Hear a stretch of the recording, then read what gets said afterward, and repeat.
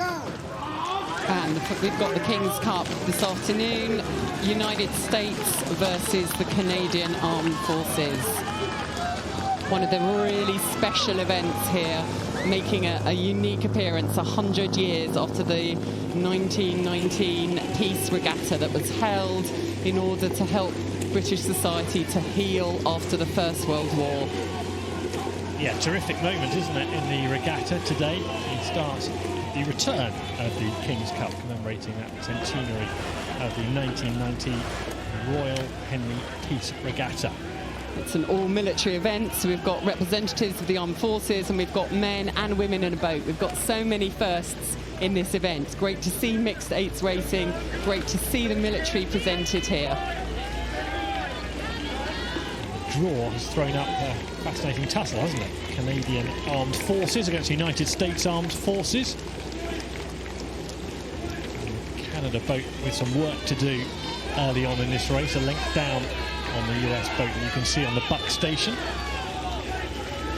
I think that we've got a few more months and years of rowing experience in the US crew. From my understanding, we've got some quite new rowers to the sport in the Canadian crew. We've got some talent in other sports as well, but they have all had the most incredible experience by being part of this event. They've all been living together since they've been over here, and they all feel part of representing something that goes beyond just this regatta. It's part of history, it's part of marking a special time and marking how much closer we now work 100 years later, the 8 nations that are now taking part. Talking about experience, Officer Cadet Adam Block, the cox of the Canadian boat there that you can see on the left. He started coxing this year, so very new to it. The Americans talked about what an honour it was to represent the whole of the United States Armed Forces. They said, we've been training all year as collegiate athletes in the various clubs at the Naval Academy. They've had such an unbelievable experience since they've been over here for the past few weeks together, racing at Marlow Regatta as well. And for them, celebrating the 150th year of rowing at the United States Naval Academy. So many different anniversaries, so much symbolism here, such a positive event. The United States are showing a real superiority in this race at the moment. Unusual to see this level of rowing mixed, isn't it, within an 8.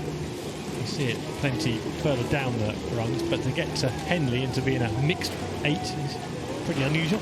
It is, but I rather like it, I have to say. I mean, we see more mixed events coming in other sports. We see mixed swimming relays, mixed triathlon. So I actually think this is something that maybe our sport might start thinking about doing more often at the top level. But it's brilliant to see that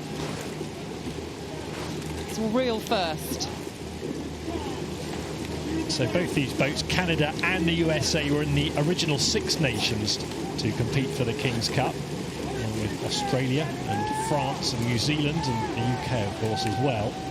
And this time around, they've been joined by Germany and the Netherlands for the knockout format, and they're competing for a newly organised King's Cup, a new trophy. And what an amazing trophy it is. It has in itself been on a special journey. The original cup was won by Australia, and it's still in Australia, and yes, it's still used there. Apparently it takes pride of place in a clubhouse out there, doesn't it? And they weren't going to get anyone else's hands on it. But yeah, Chris Hartley has been on a mission for months, years, to create a new cup that all of the countries have contributed to in a really special way. So the royal households have given metal that's been used as part of that. The French gave some Croix de Guerre, their highest military honours, and all of these very special contributions have been built into this cup to make it a really unique and spectacular trophy for whoever can claim it on Sunday. France against the UK coming up at 4:20 in the same trophy. The race before tea will be in the Kings as well. But right now we're watching the United States Armed Forces against the Canadian Armed Forces, and it's the USA, you can see, who have taken a big lead. Now they're just dropping the stroke rate off. They're going to take it nice and steady in front of the enclosures, and they'll enjoy a good applause, I'm sure. I think there'll be well, there is clearly a huge crowd in at this point in the day, and they'll get a good reception.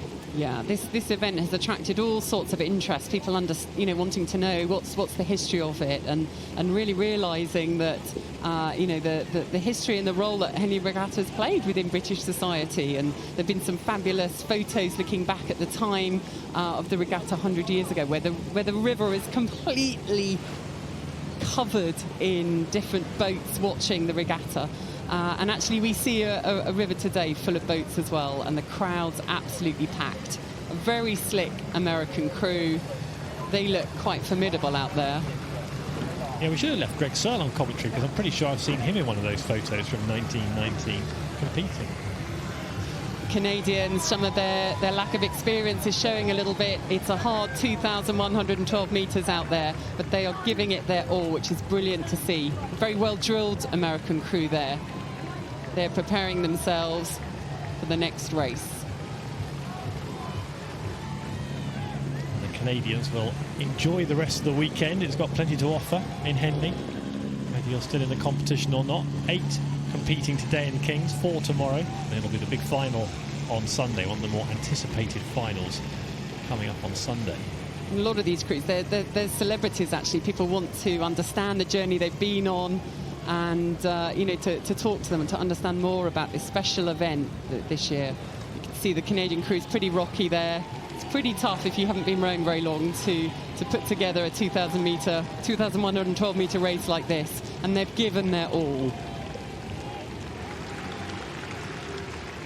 So in front of stewards, packed banks of the River Thames, pretty busy on the water as well. They've kept the channels open for usual boats to head by and enjoy the spectacle. And here come the USA in the King's Cup. Comfortable victory for them. Big cheer. Really colourful scene. Stewards over the finish line come the United States Armed Forces, beating the Canadian Armed Forces off the Buck Station. And for the Canadians on the Berkshire Station. Great to see, great moment. More Kings races coming up for you before the tea break. We've got France against the UK, but the USA are through to Saturday.